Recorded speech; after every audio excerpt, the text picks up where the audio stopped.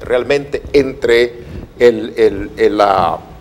entre la administración y el Congreso. No se toman decisiones y entonces no ha sido capaz de implementarse esta ley. Suena alarmante cuando el gobierno pide que los niños demuestren que están aquí porque sus vidas están en riesgos. Correcto. ¿No te parece que es obvio que las maras en los países centroamericanos que han invadido los pueblos, que han invadido las ciudades y que inclusive están gobernando a nivel de gobierno, porque el gobierno no está haciendo nada por ellos? Así es. ¿Te parece posible que los niños tengan que demostrar que han salido por ese tipo de violencia que están y por eso arriesgan la vida? Yo creo que en realidad en el caso de los niños, ¿por qué salen? Las condiciones son obvias, ¿no? Lo que en realidad pasa de nuevo es de que siempre existe una actitud y una indisponibilidad a reparar el sistema de inmigración y la ley de inmigración aquí en los Estados Unidos. Y comparativamente, ¿no? ¿Qué es lo que está pasando, digamos, en Honduras, Guatemala, El Salvador? ¿Y qué es lo que está pasando en Nicaragua y Costa Rica? ¿Por qué? Y yo como nicaragüense, no, yo soy de Nicaragua, entonces me familiarizo más con lo que sucede en Nicaragua. Es de que, ¿por qué Nicaragua, siendo uno de los países más pobres en el hemisferio, no está sufriendo realmente el éxodo de niños, ¿no? Hacia este país? ¿Por qué? ¿Qué es lo que está pasando? Yo creo que la respuesta está en condiciones históricas, en condiciones de relaciones político-económicas con este país, entre los países centroamericanos y los Estados Unidos. En el caso de Nicaragua, con el triunfo de la Revolución Sandinista en 1979, se rompieron muchas relaciones político-militares que existían con el régimen anterior, y con la revolución se implementaron cambios muy drásticos en el sistema de seguridad nacional, obviamente, en el sistema de cómo implementar políticas a nivel de la policía nacional, la policía local, en la cual se crearon comités de vigilancias populares al nivel del barrio, a niveles de la comunidad, en coordinación con la policía local, las familias, y para poder reincorporar a jóvenes que se han detectado, cometiendo pequeños crímenes y cosas así, o tal vez poseyendo drogas, cosas así, para reincorporarlos inmediatamente, no en una forma punitiva ni mandarlos a la cárcel, sino más bien estar implementando soluciones con las familias, con la comunidad y obviamente con la policía local para sacarlos de ese tipo de problemas. O sea, una medida mucho más responsable socialmente. Absolutamente, absolutamente. Porque mira lo que está pasando aquí en los Estados Unidos ahorita con Ferguson, y el jovencito Brown, que fue asesinado. Sí, alegadamente asesinado por este policía. Y es precisamente que la policía, aquí mismo en los Estados Unidos, recibe un entrenamiento militar, un entrenamiento antagonista entre la población, y cómo resolver eso. Tú lo ves ahí con uniformes, con rifles, con cosas así, que crea un proceso de intimidación en vez de ser de un proceso de que es proactivo, que envuelve a la población, que envuelve a la comunidad en las soluciones de los problemas locales. Sí, una policía mucho más amigable con la sociedad. Exactamente. Entonces, esa es una cosa. La otra parte que está pasando, digamos, en Nicaragua actualmente es de que la Comisión Económica para Latinoamérica y el Caribe descubrió que después de Venezuela, Nicaragua es el país que ha reducido sustancialmente la brecha entre el pobre y el rico. Entonces es un programa que está funcionando, digamos, desde ese punto de vista.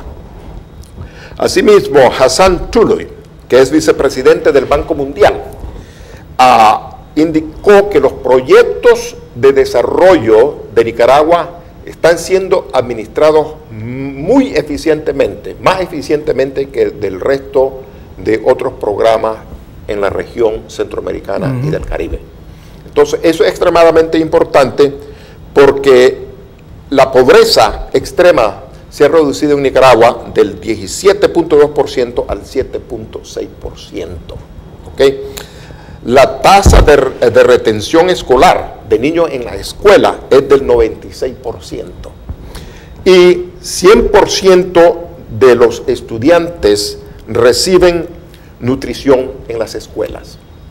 Y los padres participan también a nivel de las regulaciones que existen al nivel de las escuelas en las respectivas comunidades. Y ese es un porcentaje muy alto de niños que asisten a la escuela, porque inclusive aquí la deserción escolar a nivel hispano es grandísima. Exacto, es extremada aquí. Por ejemplo, mira donde yo trabajo aquí en East Boston, el dropout rate, de deserción escolar, como tú dices, es del 36%, que es altísimo. Entonces, todas esas son condiciones históricas que involucran por qué la gente emigra para acá.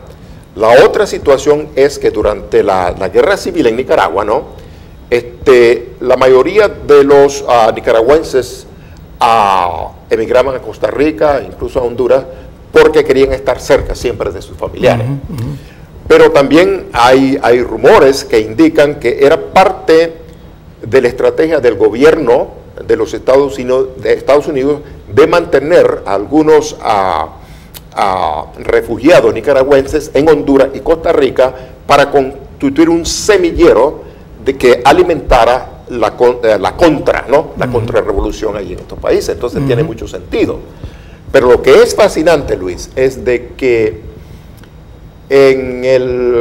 diría yo, en el 1982, 22,000 nicaragüenses llegaron a Miami, o 22,000 refugiados, la gran mayoría eran nicaragüenses, pero no recibieron ninguno asilo político, tú sabes, una categoría que les ayudara a ellos a establecerse allí, siendo refugiados, y permanecieron en limbo. Sin embargo, un alto porcentaje de gente que emigró de los anteriormente conocidos países de la Unión Soviética, Polonia, por ejemplo, se le daba un alto porcentaje de asilo aquí en los Estados Unidos, ¿sabes? Y lo mismo está, como tú sabes, Cuba.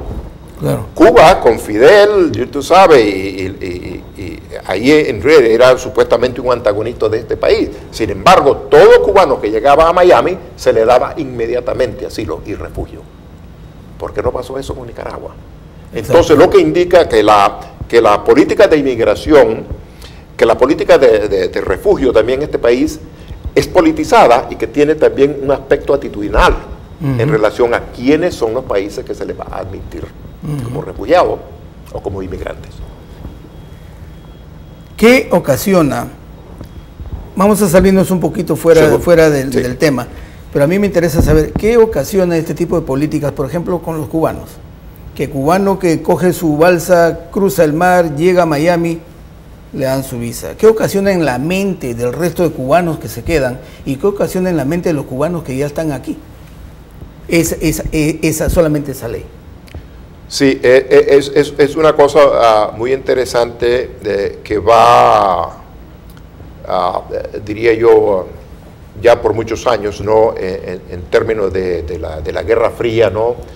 Y de asegurar de que esta fobia que existía, ¿no? Hacia países izquierdistas o países que se le llamaban, ¿no? De tendencia marxista, a demostrar de que ellos iban a ser tratados con mano dura por este país y que entonces los que emigraran de ese país, particularmente de Cuba, que iban a ser acogidos y aceptados. Eso no pasó con los 22,000 nicaragüenses que llegaron a Miami.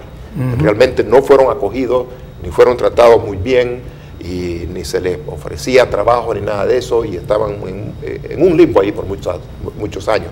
Entonces eso indica en realidad que hay una política muy selectiva en términos de cómo el gobierno de los Estados Unidos trata a esos países, incluso de nuevo con políticas similares como Nicaragua y Cuba.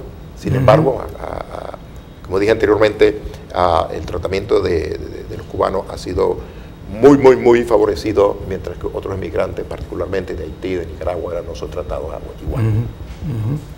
Muy bien. Regresando al tema de los niños, tú nos has explicado que la metodología que tiene el gobierno nicaragüense ha superado el nivel de deserción escolar en este país. Correcto. Así como el nivel de pobreza se ha reducido al 7 o 6%, creo que mencionaste. Sí. El Salvador, Guatemala, Honduras, ¿por qué no proponen este mismo modelo de política social que tienen ellos para que eviten también la salida de su gente? Excelente pregunta. Yo creo que en realidad las relaciones, yo diría, económicas y políticas entre los Estados Unidos y estos países todavía es sobre la seguridad militar y seguridad del tráfico de drogas. Entonces la ayuda en ambos aspectos ha sido muy militarizada, ¿no? En tiempos de armas, ¿no? A proveer provisiones y logísticas, alrededor de la seguridad, de la droga, o de la ayuda militar a élites existentes que protegen, ¿no? La economía de una clase que realmente es muy elitizada, diría yo. Entonces esas oligarquías existen y están intactas, y más bien han sido protegidas, ¿no? Como el caso de la Standard Fruit Company en Honduras, que ahora se le llama Chiquita Banana, ¿no? Y como todos sabes, ¿no? El derrocamiento del presidente Zelaya, que fue elegido, ¿no? Pues, y ganó por una mayoría, y sin embargo, por sus supuestas tendencias izquierdistas, fue derrocado, ¿no? Derrocado, exactamente. Exacto.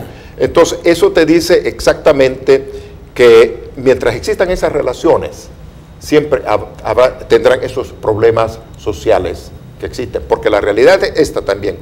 Una vez, digamos, que terminó la guerra civil en El Salvador, por ejemplo, empezó una deportación masiva de salvadoreños, pero particularmente de jóvenes con problemas de delincuencia, etc. Entonces tú mandas de regreso esos problemas.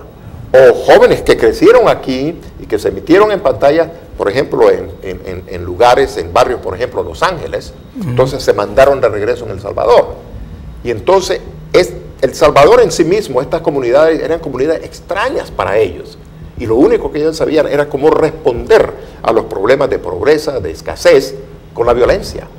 Y saber que esa era una forma para ellos de resolver esas necesidades que encontraban en su país. Entonces, no solamente que no funciona la inmigración aquí, pero cuando deportan a estos elementos de regreso a la comunidad, crean estos sistemas de presión, de antagonismo al nivel de la comunidad misma.